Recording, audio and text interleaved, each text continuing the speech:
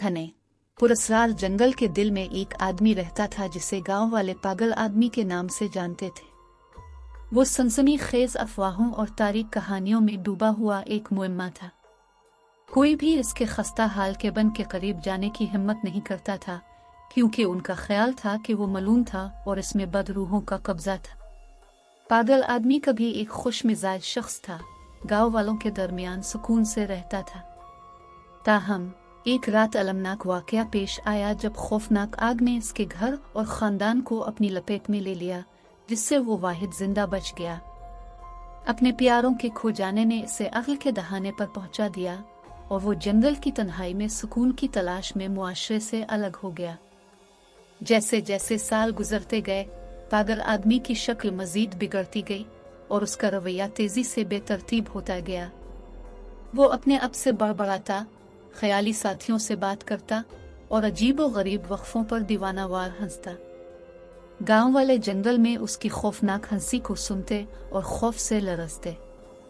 खौफ के बावजूद इसके अर्द गिर्द कुछ हमदर्द लोग भी थे जो यकीन रखते थे कि पागल आदमी का दिमाग ठीक हो सकता है। गांव की शिफा देने वाली हिफ्सा नामी एक अक्लमंद और मेहरबान औरत ने इससे एक नाकाबिले बयान ताल्लुक महसूस किया। इसने इसकी आंखों में दर्द और अजियत को देखा और उसकी हर मुमकिन मदद करने का अज़्म किया। एक दिन अपनी हमदर्दी से मुतासिर होकर हिफ्सा ने पागल आदमी के केबिन तक पहुंचने की हिम्मत की। अंधेरे जंगल में सफर दुश्वार था और पत्तों की सरसराहट एक खतरनाक तंबी मालूम होती थी, लेकिन हिफ्सा ने हिम्मत की और उसे शिफा बख्शने के अज़्म से चलती गई। केबिन में पहुंचकर हिफ्सा ने देखा पागल आदमी दरवाजे पर खड़ा था। इसकी जंगली आंखें उसे घोर रही थीं।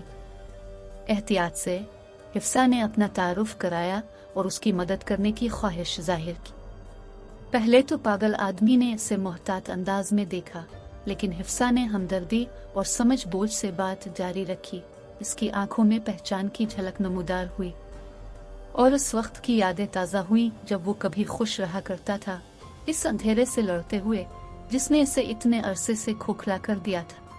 धीरे धीरे मगर मुस्तकिल मिजाजी से पागल आदमी का रवैया बदलने लगा और उसने इस दर्द के बारे में बताना शुरू कर दिया जो इसने अपने अंदर दफन कर रखा था। जैसे जैसे हिफ्सा और पागल आदमी के दरमियान रिश्ता गहरा होता गया, गांव वाले हैरानी से इस आदमी को देखते रहे, जिससे उन्हें कभी डर लगता था कि वो शिफा की राह पर गामजन था। पागल आदमी की तब्दीली किसी मुजज़े से कम नहीं थी।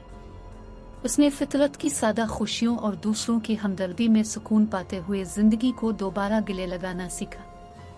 वक्त के साथ साथ जंगल में पागल आदमी की कहानियां खौफ से उम्मीद और छुटकारे की तरफ मुंतकिल हो गए। खौफजदा रहने वाला तन्हाई लचक शख्स एक बार फिर इंसानी राब्ते की ताकत की अलामत बन गया। और अगरचे जंगल पुरस्कार और खौफनाक रहे, लेकिन गांव वालों को ये जानकर सुकून मिला कि तारीक तरीन कोनों में भी रोशनी और शिफा की झलक मिल सकती है।